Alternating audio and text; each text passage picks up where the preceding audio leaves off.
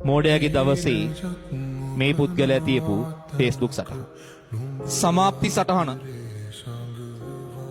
අතිගරු පළමු වන ප්‍රබුද්ධෝත්තමයන්ගේ මාධ්‍ය නිවේදනයයි.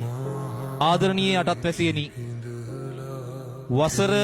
පුරා වසර ගණනාවක් මා විසින් මෙකී රාජකීය ධූරේ භාරදූර කාර්යයන් නොපිරිහෙලා ඉටු කරමින්ද නේක විඳ භෝජන සහ පානයන් භුක්ති විඳිමින් ඔබ සැම පිනවමින් මහත් වෙහෙසට පත්ව ඇති වග ඔබට දන්වනු කැමැත්තෙමි.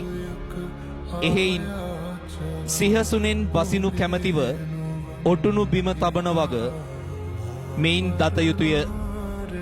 මෙතෙක් ආ ගමන් මග යලි හැරී නොබලමි. ඒ තරම් ලස්සනයි.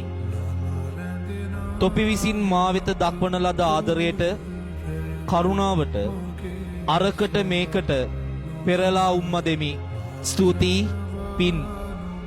අද පටන් පළමු වන ප්‍රබුද්ධෝත්තමයාණන් වන මා විශ්‍රාම සුවයට පත්වන වගත් ඉදිරියේදී පත්කොට දක්වනු ලබන මාගේ අනුප්‍රාප්තික රජවරුන් වහන්සේ සමග තුටින් විසිය යුතු අතර එකී රාජාභිෂේකය මගුලට තොපි සියල්ලන්ට ආරාධනා කරන බවත් දන්වමි.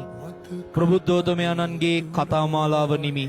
ස්තුතියි පුබුදු පිගේරා හෙවත් උදේශ් පුබුදු පිගේරා. මේ Facebook සටහන තිබ්බට පස්සේ යාළුවෝ බර ගානක් පැය 7ක් 8ක් යනකම් අද මෝඩයාගේ දවසනේ මූ ගන්න ආතල් එකක් කියලා ඌ ගැන හොයලා බැලුවේ නෑ. තමන්ගේ එකට හිටපු එක උදේ පාන්දර මේ දාපු සටහන ගැන හොයලා බැලුවේ නෑ. හැබැයි සෑහෙන වෙලාවක් ගියාට පස්සේ මේ සිද්ධිය ඇත්තක් කියලා දැනගත්ත හැමෝම පුබුදු පිගේරා ආයේ යාලට හම්බෙන්නේ නෑ කියලා දැනගත්ත හැමෝම තමන්ගේ සටහන Facebook එකේ තබන. ඒ සටහන අතර හරි ලස්සන සටහන් කීපයක් තිබ්බා.